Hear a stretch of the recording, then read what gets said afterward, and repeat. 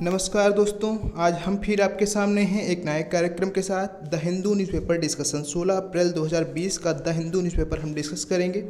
हम सभी बखूबी जानते हैं प्रतियोगी परीक्षाओं में द हिंदू अखबार का कितना महत्व है, मगर लैंग्वेज प्रॉब्लम की वजह से, भाषाई समस्या की वजह से कुछ साथी उसको एक्सेस नहीं कर पाते हैं। तो इसीलिए हमने प्रयास किया है कि ये सभी की पहुंच में आए। तो इसका कुछ हिंदी वर्जन हम पेश कर रहे हैं आपके सामने। हम देखेंगे द हिंदू न्यूज़पेपर डिस्कशन आज।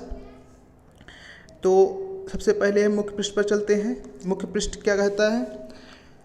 Industries operating in rural areas to reopen on April 20। जैसे कि लॉकडाउन के नए नियम आए हैं, तो उसमें बताया गया है कि कौन सी इंडस्ट्री कैसे, जैसे कुछ आर्थिक गतिविधियों को पुनः प्रारंभ किया जाएगा, क्योंकि समस्या से लड़ने के लिए, कोरोना की समस्या से लड़ने के लिए केवल हेल्थ फैसिलिटी नहीं बल्कि इकोनॉमिक आर्थिक सपोर्ट भी चाहिए होता है। तो आर्थिक सपोर्ट के लिए जैसे हमारी इसमें बताया गया है, कृषि संबंधी, नरेगा काम, पोस्टल सर्विसेज, बैंक खुली रहेंगी, और जो भी पशु संबंधी सेवाएं रहेंगी वो खुली रहेंगी, और दूध का क्रय विक्रय, इससे ये भी जरूरी है। और क्या नहीं खुली रहेंगी?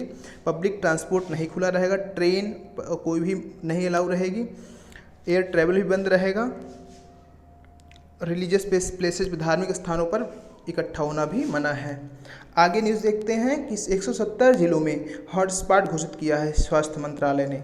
जैसे कि इसको कंटेन करने के लिए, इसको सीमित रखने के लिए, हॉटस्पॉट क्या होता है? जहां पर कोरोना के केसेस बहुत ज़्यादा संभावना है पाने की। यहीं पे हम देखते हैं कि only fresh case in Kerala. Kerala ने बहुत अच्छे से काबू किया है कोरोना पर, और केवल एक नया केस आया है, और रिकवरी रेट भी बहुत अच्छी है। अगली न्यूज़ हम देखते हैं, US freezes WHO funding over corona virus crisis. तो यूएस ने अभी जैसे कि WHO वर्ल्ड हेल्थ ऑर्गेनाइजेशन की फंडिंग रोक दी है। उसने बोला है कि आप जो फंडिंग हम दे रहे हैं उसका अच्छे से इस्तेमाल नहीं कर रहे हो, इसलिए हम आपको आगे से फंडिंग नहीं देंगे। लगभग $400 मिलियन लास्ट ईयर दिया था, तो 400-500 मिलियन लगभग उसका कंट्रीब्यूशन रहता है, योगदान रहता है यूएसए का WHO की फंडिंग में। तो उसने कहा आप अच्छे से इसका उपयोग नहीं कर रहे हो इस महामारी से लड़ने के लिए, इसलिए हम आपको फंडिंग नहीं देंगे। अब हम देखेंगे WHO के बारे में थोड़ा सा। WHO क्या है? WHO का फुल फॉर्म होता है वर्ल्ड हेल्थ ऑर्गेनाइजेशन। ये कब, इसका गठन कब हुआ था? 1948 में। इसका हेडक्वार्टर है जिनेवा, स्विट्जरलैंड के एक शहर में। ये United nation economic and social council का एक हिस्सा है। अब हम देखेंगे अगली न्यूज़ पर, India to receive normal monsoon forecast IMD। IMD क्या है? Indian meteorological department. ये क्या है? ये हमारे वेदर फोरकास्टिंग, यानी कि जो भी मौसम संबंधी सूचनाएं रहती हैं उसको प्रकाशित करता है। ये किस मंत्रालय के अंतर्गत आता है? Ministry of earth sciences. इसका हेडक्वार्टर है नई दिल्ली में। ये 1875 में बनी थी। इसके बारे में हमें थोड़ा जानना जरूरी था। अब जैसे नॉर्मल रेनफॉल क्या होता है, इसको हम आपको थोड़ा संक्षेप में बताएंगे कि जैसे अगर एक औसत वर्ष में 100% यानी 100 इकाई वर्षा हुई थी, तो अगर 94% से लेके 104% तक लगभग, मतलब अगर उसके आसपास वर्षा होती है तो नॉर्मल वर्षा मानी जाती है। यानी कि एक औसत वर्ष में इतनी वर्षा होती, उतनी वर्षा इस बार होगी, तो नॉर्मल मानसून की बात कही है उन्होंने। अब हम देखेंगे, अगले पेज पे चलेंगे। ये लोकल न्यूज़ है, इसमें ज़्यादा महत्वपूर्ण खबरें नहीं रहती, फिर भी एक महत्वपूर्ण खबर हमने पाया है। जैसे UPSC chief members to forgo 30% basic pay for 1 year. जो यूनियन पब्लिक सर्विस कमीशन है, इसके जो सदस्य हैं उन्होंने अपने आप से 30% अपनी सैलरी में कटौती की घोषणा की है। अगली न्यूज़ देखिए, approval to use plasma enrichment technique. जो हमने एक वीडियो में बखूबी पढ़ा हुआ था, कन्वलेसेंट प्लाज्मा थेरेपी, जिसमें बताया गया था कि जो पेशेंट्स रिकवर कर चुके हैं उनके ब्लड से प्लाज्मा को एक्सट्रैक्ट करके, निकाल करके, जो क्रिटिकल पेशेंट हैं उनके ब्लड में जो एंटीबॉडीज़ बनी हैं जो रिकवर्ड पेशेंट में, उनकी एंटीबॉडीज़ को उनको प्रवेश करा दिया जाएगा। तो उससे जो क्रिटिकल पेशेंट उनमें लड़ने की क्षमता हो जाएगी। तो ये भी कोरोना का एक संभावित इलाज के रूप में देखा जा रहा है। तो इसको अब दिल्ली सरकार ने इसको मंजूरी दे दी है, कन्वलेसेंट प्लाज्मा थेरेपी को, जिससे हेल्थ इम्प्रूव हो सके जो क्रिटिकल पेशेंट्स हैं। अगली न्यूज़ हम देखेंगे। अगली देखिए, एक इंटरव्यू छपा हुआ है। हापुड़ जिले की DM हैं माननीय अदिति सिंह जी। ये 2009 बैच की IAS अधिकारी हैं। इन्होंने बताया कैसे वो जिले में अपने कंटेंट कर रही हैं। ये फिलहाल लोकल न्यूज़ है। आगे बढ़ेंगे।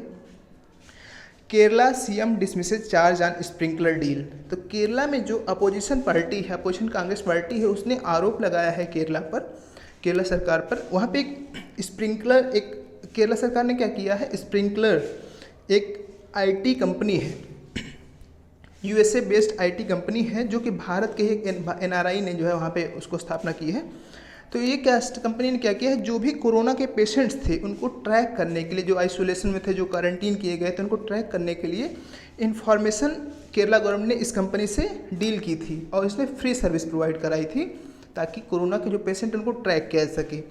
तो वही विपक्ष ने, जो आपका विपक्ष है, विपक्ष इन पे आरोप लगा रहा है कि आपने इन्फॉर्मेशन कंप्रोमाइज़ की है, ये राइट टू प्राइवेसी का वायलेशन है, राइट टू प्राइवेसी का वायलेशन है, ये चीज़ इन्होंने कहा है।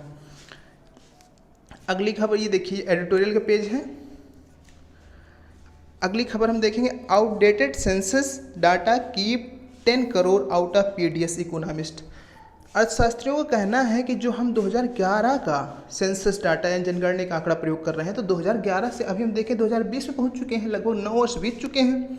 और 9 वर्ष के बीच में कितने लोगों का जन्म हुआ है, कितने घरों में जनसंख्या बढ़ी है, कितने, तो मतलब जनसंख्या का पूरा पुनर्रूप हुआ है। तो उसमें जैसे बहुत लोग मिस हो गए हैं भाई, जिनके राशन कार्ड पे नहीं चढ़े हैं, पुराने डाटा यूज कर रहे हैं।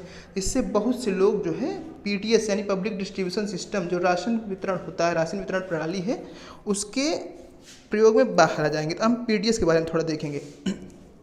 पीडीएस क्या है, नेशनल फूड सिक्योरिटी एक्ट 2013 या राष्ट्रीय खाद्य सुरक्षा अधिनियम 2013 के अंतर्गत एक कार्यक्रम चलता है। राष्ट्रीय खाद्य सुरक्षा कार्यक्रम क्या है ये, देखिए इसके अंतर्गत 3 कार्यक्रम आते हैं, मिड डे मील योजना, आईसीडीएस यानी आंगनबाड़ी योजना, और टीपीडीएस यानी टारगेटेड पब्लिक डिस्ट्रीब्यूशन सिस्टम यानी कि राशन वितरण योजना। तो राशन वितरण योजना भी हम देख रहे थे। इसके अंतर्गत इसका उद्देश्य ये है कि 75% ग्रामीण आबादी और 50% शहरी आबादी तक राशन पहुँचाना। और इसका देखिए राशन का दर क्या है, इसमें 3 चीज़ें मुख्यतः मिलती हैं, धान, गेहूँ और मोटे अनाज। तो जो धान मिलेगा 3 रुपये प्रति किलोग्राम, गेहूँ 2 रुपये प्रति किलोग्राम, और जो मोटे अनाज रहेंगे वो 1 रुपये प्रति किलोग्राम। बाकी हम शेष जानकारी बाद में देखेंगे। अगली खबर हमारी, Russian firm to donate $2 million to PM cares. देखिए, तो जो पीएम केयर्स फंड है, उसमें जो डोनेशन हमने कोरोना से लड़ने के लिए बनाया है, उसमें रशियन फर्म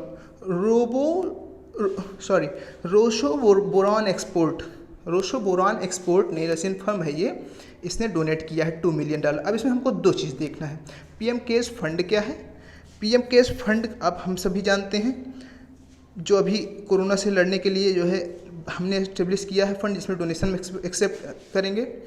और रोशोबोरॉन एक्सपोर्ट क्या है, ये कंपनी है जिसने S-400 मिसाइल, देखिए ये S-400 मिसाइल सिस्टम है, S-400 मिसाइल डिफेंस सिस्टम बनाती है ये।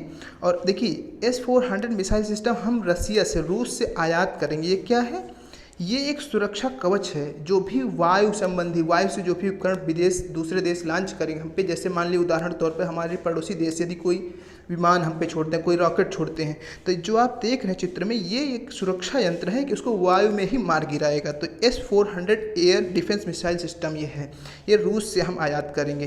तो जो कंपनी इसको हमको बेचेगी, उसने $2 मिलियन यानी $20 लाख देने की घोषणा की है पीएम केयर्स फंड में। अगली खबर हमारी देखिए, in Maoist hotbed security forces lead कोविड-19 फाइट। तो स्वाभिमान आंचल, उड़ीसा के स्वाभिमान आंचल में जो वहाँ पे माओवादियों से लड़ने के लिए हमारे सुरक्षा बलों के जवान थे, उन्होंने अब कोविड से लड़ने के लिए वहाँ के आम लोगों की सहायता करने का निर्णय लिया है और सहायता लगातार कर रहे हैं, जिससे विश्वास बढ़ता जा रहा है। अब देखिए हम थोड़ा सा इसमें माओवादियों के बारे में जानेंगे उड़ीसा के संबंध में। तो स्वाभिमान आंचल क्या है, ये मलकानगिरी डिस्ट्रिक्ट का एक क्षेत्र है। मलकानगिरी डिस्ट्रिक्ट उड़ीसा का सबसे दक्षिणतम जिला है। और वहाँ पे क्या है कि बाली मेला, एक जैसे मलकानगिरी जिले का एक नुकीला जो भाग निकला हुआ है, उसको बाली मेला रिजर्वायर जो है, बाली मेला जो जल भाग है, उसके द्वारा लगभग कट के अलग हो चुका है, कनेक्टिविटी थोड़ा सा हट गई थी।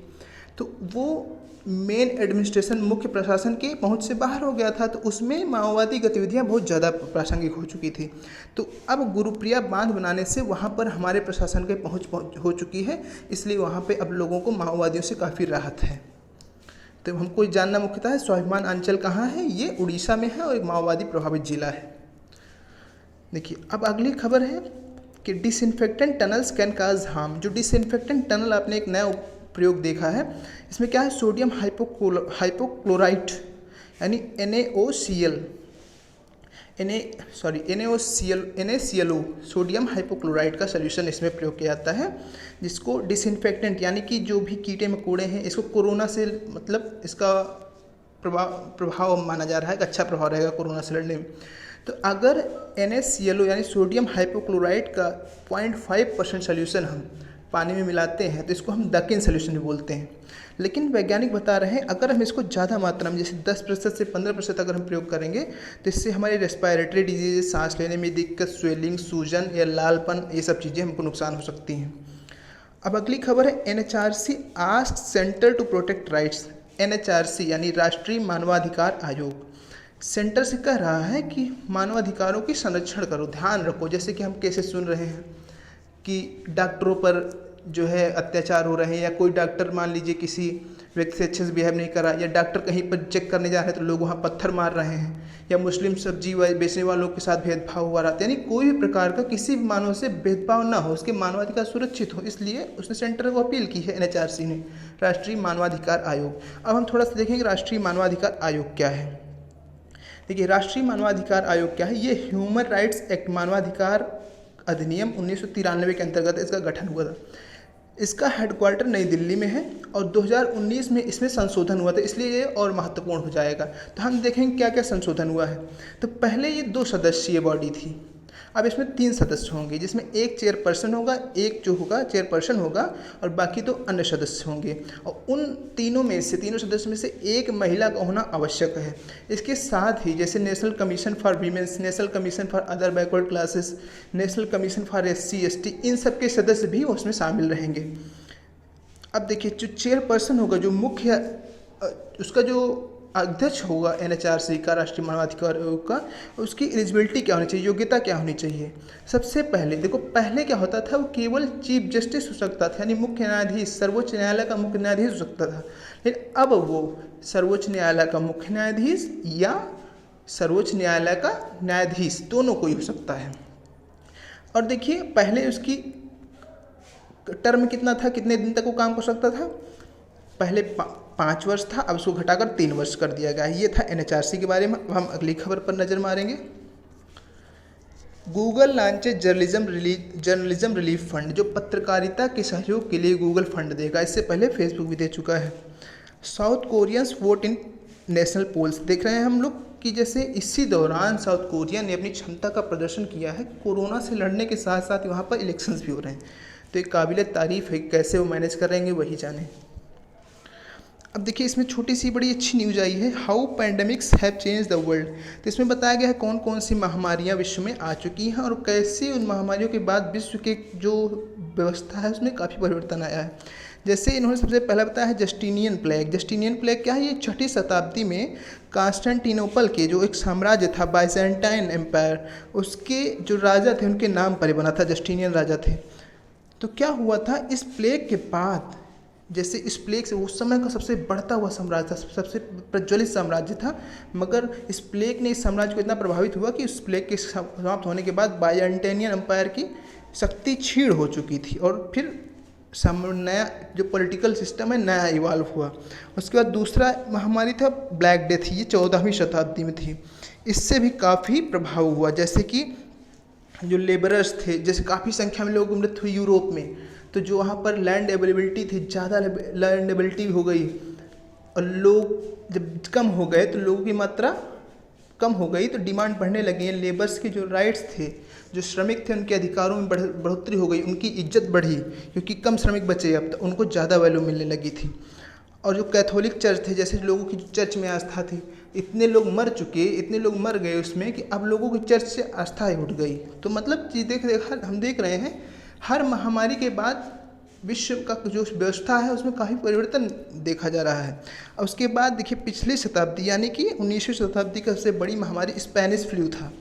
इसमें क्या हुआ था, स्पेनिश फ्लू लगभग 1918 में आया था और हम जैसे जानते हैं कि प्रथम विश्व युद्ध भी उसी दौरान हो रहा था। तो स्पेनिश फ्लू का प्रभाव ये पड़ा, दोनों भी पक्षों पर पड़ा था। उसमें जो जर्मनी का पक्ष था और जो ब्रिटेन का पक्ष था। लेकिन कहा जाता है कि जर्मनी के हार का एक महत्वपूर्ण कारण ये स्पेनिश फ्लू भी था। अब इस शताब्दी का सबसे बड़ी महामारी अभी तक का कोविड-19 आया है। अब हम देखेंगे इससे क्या प्रभाव पड़ेंगे। आप रोज़ की खबर पढ़ रहे होंगे, हालांकि स्वास्थ्य और आर्थिक दो प्रभाव से पड़ रहे हैं जहां तक देखा जा रहा है। अभी मतलब सबसे प्रथम चुनौती हमारी कि हम कैसे अपने लोगों की जान बचा सकें, उसके बाद भविष्य की चुनौती कैसे हम आर्थिक सबकी जेबों का बैलेंस बनाए रखें, हम कैसे अपनी ज़रूरतों को पूरा करते रहें। ये था। अगली खबर हम देखेंगे कि Sensex ends in red after strong intraday gain. Sensex क्या है, हम इसके बारे में जानेंगे। सेंसेक्स क्या है? Sensitive index. इंडेक्स मतलब कोई पैमाना। पैमाना किस चीज़ का पैमाना हम देखेंगे। ये अर्थशास्त्र की खबर है। तो पैमाना का मतलब क्या है? हमारी जो इंडस्ट्रीज़ हैं, हमारी कितनी ग्रो कर रही हैं, उनमें कितनी बढ़ोतरी हो रही है, इस चीज़ का नाप का पैमाना है। तो हम देखेंगे, तो देखिए, Bombay stock exchange. Stock exchange क्या होता है? जहाँ पर कंपनियाँ, बड़ी बड़ी उद्योग घराने जो हैं अपने लिए पैसा उठाते हैं, यानी जैसे उनको मार्केट से पैसा लेना है तो अपने शेयर्स बेचेंगे, जहाँ पे शेयर्स की खरीद और बेचना काम होता है, उसको स्टॉक एक्सचेंज बोलते हैं।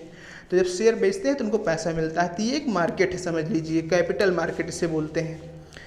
तो बॉम्बे स्टॉक एक्सचेंज क्या है? प्लेटफॉर्म है। देखिए 1986 में इसका गठन हुआ था। इसका हेडक्वार्टर मुंबई में है। देखिए, और ये सेंसेक्स सेंसिटिव इंडेक्स लॉन्च करता है, जिसमें भारत की सबसे, उसमें जो रजिस्टर्ड कंपनियां हैं उनमें से 30 सबसे टॉप कंपनियों का इंडेक्स है ये, कि जो 30 सबसे टॉप कंपनियां हैं वो कैसे परफॉर्म कर रही हैं, कितना उन्होंने फ़ायदा कमाया इस वर्ष, कितना घाटा कमाया। तो उसी अनुसार भारत की अर्थव्यवस्था का आकलन किया जाता है। और दूसरी है NSE, नेशनल स्टॉक एक्सचेंज। ये 1992 में इसका गठन हुआ। इसका भी हेडक्वार्टर मुंबई में है और ये निफ्टी 50 नामक इंडेक्स लॉन्च करती है, यानी ये टॉप 50 कंपनियां जो यहाँ पर रजिस्टर्ड उनके इंडेक्स के बारे में बताती है और उसी से भारतीय अर्थव्यवस्था की आकलन होता है, कितनी ग्रोथ हुई है और कितना उसमें कमी आई है। आगे हम देखेंगे micro finance industry seeks extension of loan moratorium.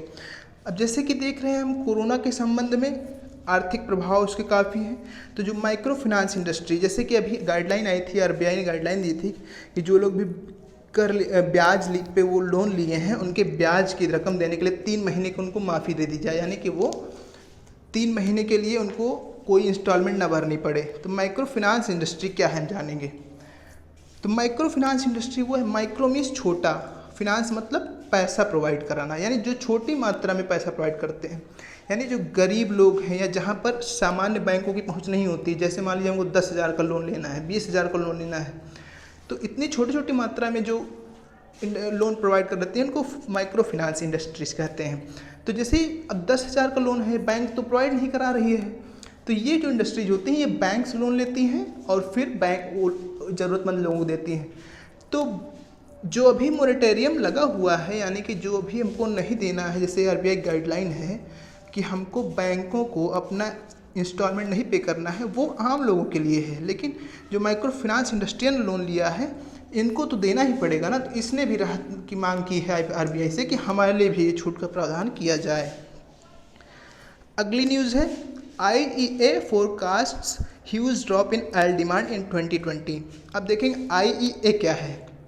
IEA international energy agency, इसने कहा है कि 2020 में जो तेल की मांग है उसमें बहुत बड़ी गिरावट आएगी। तो ये तो सामान्य खबर है, हम थोड़ा सा देखेंगे IEA क्या है। इंटरनेशनल एनर्जी एजेंसी, इसका गठन 1974 में हुआ था। क्यों हुआ था? 1973 में ग्लोबल ऑयल क्राइसिस आया था। तो ग्लोबल ऑयल क्राइसिस के दौरान ही, यानी भविष्य में ऊर्जा सुरक्षा बनी रहे, इसको ध्यान रखते हुए 1974 में इसका गठन किया गया था। इसका हेडक्वार्टर पेरिस में है। और एक चीज़ ध्यान आपको देना है, भारत इसका सदस्य नहीं है। इसका सदस्य बनने के लिए OECD का सदस्य होना जरूरी है। OECD हम बाद में डिस्कस करेंगे। Organisation of economic cooperation and development, ये यूरोपीय देशों का समूह है। और देखिए, भारत सदस्य नहीं है लेकिन एसोसिएट सदस्य है इसका। और देखिए, ये एक कौन सी रिपोर्ट जारी करती है? एक महत्वपूर्ण रिपोर्ट जारी करती है international energy association, world energy outlook. ये चीज़ आपको थोड़ा ध्यान देना है, वर्ल्ड एनर्जी आउटलुक रिपोर्ट जारी करती है। हम आगे खबर की तरफ बढ़ेंगे। अब लगभग खेल जगत की खबरें आ गई हैं। तो अब हम इतना डिस्कस कर चुके हैं। अगर आपने ध्यान से सुना होगा तो हम आपसे 2-3 प्रश्न करेंगे और इसका जवाब आपको कमेंट में देना है। तो आइए हम चलते हैं प्रश्नों पर। तो हमारा सबसे पहला प्रश्न है, NHRC राष्ट्रीय मानवाधिकार आयोग का अध्यक्ष कौन होता है या कौन हो सकता है? पहला विकल्प है सर्वोच्च न्यायालय का मुख्य न्यायाधीश, दूसरा विकल्प है सर्वोच्च न्यायालय का न्यायाधीश, तीसरा विकल्प है उच्च न्यायालय का न्यायाधीश, चौथा विकल्प है ए या बी दोनों। इसका जवाब आपको कमेंट में देना है। दूसरा प्रश्न है, राष्ट्रीय खाद्य सुरक्षा अधिनियम नेशनल फूड सिक्योरिटी एक्ट 2013 के अंतर्गत कौन कौन सा कार्यक्रम चलता है? पहला विकल्प मिड डे मील योजना, दूसरा ICDS यानी आंगनवाड़ी योजना, तीसरा पब्लिक डिस्ट्रीब्यूशन सिस्टम PDS या राशन वितरण कार्यक्रम, चौथा उपर्युक्त सभी। इसका जवाब आपको कमेंट बॉक्स में देना है यदि आपको पता है तो। क्वेश्चन 3, S-400 वायु रक्षा प्रणाली भारत किस देश से आयात करने की निर्णय लिया है? पहला विकल्प है USA, दूसरा चाइना, तीसरा रसिया, चौथा इजराइल। इन तीनों प्रश्न का जवाब आपको कल उत्तर में देना है और इसका जवाब हम कल डिस्कस करेंगे। नेक्स्ट वीडियो में हम इसका जवाब आपके साथ डिस्कस करेंगे। धन्यवाद। ये प्रयास रहा, आशा है आपको पसंद आएगा, आपका सहयोग मिलता रहे तो आगे भी हम इस चीज़ को आपको प्रोवाइड कराएंगे। धन्यवाद।